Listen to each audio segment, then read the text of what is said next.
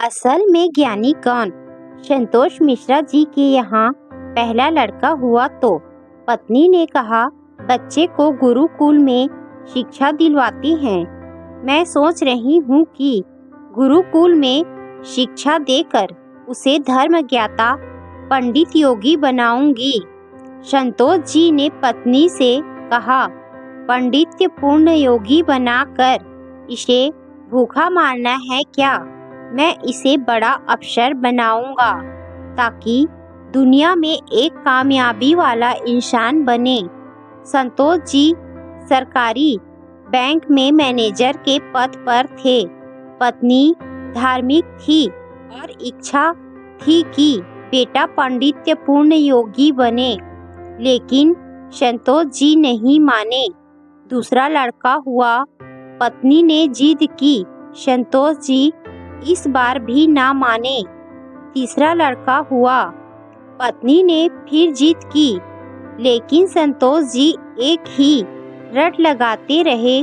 कहाँ से खाएगा, कैसे गुजारा करेगा, और नहीं माने। चौथा लड़का हुआ।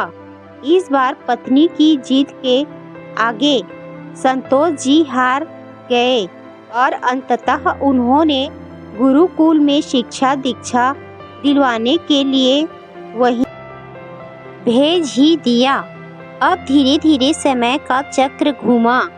अब वो दिन आ गया जब बच्चे अपने पैरों पे मजबूती से खड़े हो गए। पहले तीनों लड़कों ने मेहनत करके सरकारी नौकरियां हासिल कर ली। पहला डॉक्टर, दूसरा बैंक मैनेजर, तीसरा एक गवर्नमेंट कंपनी में जॉब करने लगा। एक दिन की बात है, संतोष जी पत्नी से बोले, अरे भाग्यवान, देखा मेरे तीनों होनहार बेटे सरकारी पदों पे हो गए ना, अच्छी कमाई भी कर रहे हैं। तीनों की जिंदगी तो अब सेट हो गई। कोई चिंता नहीं रहेगा अब इन तीनों को। लेकिन अफसोस, मेरा सबसे छोटा बेटा गुरुकुल का आचार्य बनकर घर घर यज्ञ करवा रहा है, प्रवचन कर रहा है। जितना वह 6 महीने में कमाएगा उतना मेरा एक बेटा 1 महीने में कमा लेगा। अरे भाग्यवान, तुमने अपनी मर्जी करवा कर बड़ी गलती की। तुम्हें भी आज इस पर पश्चाताप होता होगा, मुझे मालूम है, लेकिन तुम बोलती नहीं हो। पत्नी ने कहा, हम में से कौन एक गलत है, और ये आज दूध का दूध पानी का पानी हो जाना चाहिए। चलो अब हम परीक्षा लेते हैं चारों की, कौन गलत है कौन सही, पता चल जाएगा। दूसरे दिन शाम के वक्त पत्नी ने बाल बिखरा, अपनी साड़ी का पल्लू फाड़कर और चेहरे पर 1-2 नाखून के निशान मारकर आंगन में बैठ गई और पतिदेव को अंदर कमरे में छिपा दिया। बड़ा बेटा आया, पूछा, मम्मी क्या हुआ? माँ ने जवाब दिया, तुम्हारे पापा ने मारा है। पहला बेटा, बुढ़ा सठिया गया है क्या? कहाँ है? बुलाओ तो जरा। माँ ने कहा, नहीं है, बाहर गए हैं। पहला बेटा, आए तो मुझे बुला लेना, मैं कमरे में हूँ, मेरा खाना निकाल दो, मुझे भूख लगी है। ये कहकर कमरे में चला गया। दूसरा बेटा आया, पूछा तो माँ ने वही जवाब दिया। दूसरा बेटा, क्या पगला गया है इस बुढ़ापे में? उनसे कहना चुपचाप अपनी बची खुची गुजार ले, आए तो मुझे बुला लेना, और मैं खाना खा कर आया हूँ, सोना है मुझे। अगर आए तो मुझे अभी मत जगाना, सुबह खबर लेता हूँ उनकी। ये कहकर वो भी अपने कमरे में चला गया। तीसरा बेटा आया, पूछा तो आग बबूला हो गया। इस बुढ़ापे में अपनी औलादों के हाथ से जूते खाने वाले काम कर रहे हैं। इसने तो मर्यादा की सारी हदें पार कर दी। यह कहकर वह भी अपने कमरे में चला गया। संतोष जी अंदर बैठे बैठे सारी बातें सुन रहे थे। ऐसा लग रहा था कि जैसे उनके पैरों के नीचे से जमीन खिसक गई हो और उसके आंसू नहीं रुक रहे थे। जिस तरह इन बच्चों के लिए दिन रात मेहनत करके पाला पोसा, उनको बड़ा आदमी बनाया, जिसकी तमाम गलतियों को मैंने नज़रअंदाज करके आगे बढ़ाया, और ये ऐसा बर्ताव अब तो बर्दाश्त ही नहीं हो रहा। इतने में चौथा बेटा घर में ओम ओम ओम करते हुए अंदर आया।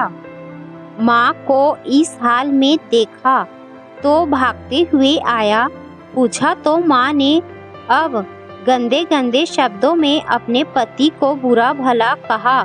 तो चौथे बेटे ने माँ का हाथ पकड़कर समझाया कि माँ, आप पिताजी की प्राण हो, वो आपके बिना अधूरे हैं।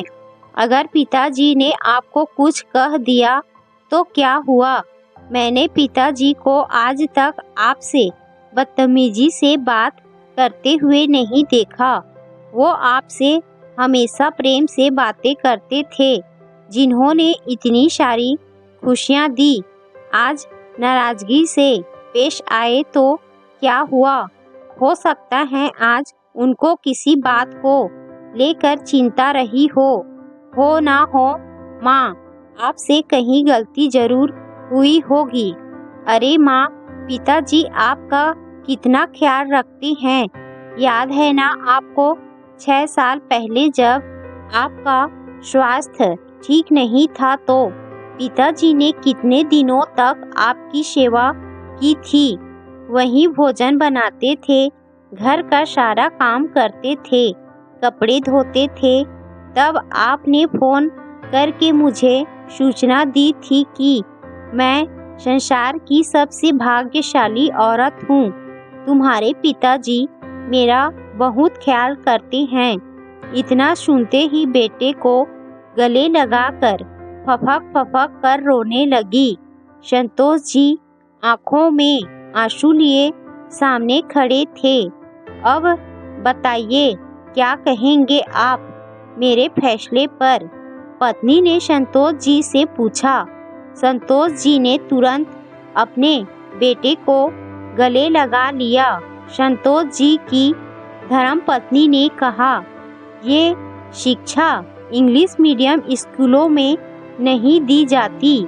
माँ बाप से कैसे पेश आना है, कैसे उनकी सेवा करनी है, ये तो गुरुकुल ही सिखा सकते हैं, जहाँ वेद, गीता, रामायण जैसे ग्रंथ पढ़ाए जाते हैं, संस्कार दिए जाते हैं। अब संतोष जी को एहसास हुआ, जिन बच्चों पर लाखों खर्च करके डिग्रियां दिलाई, वे सब जाली निकले।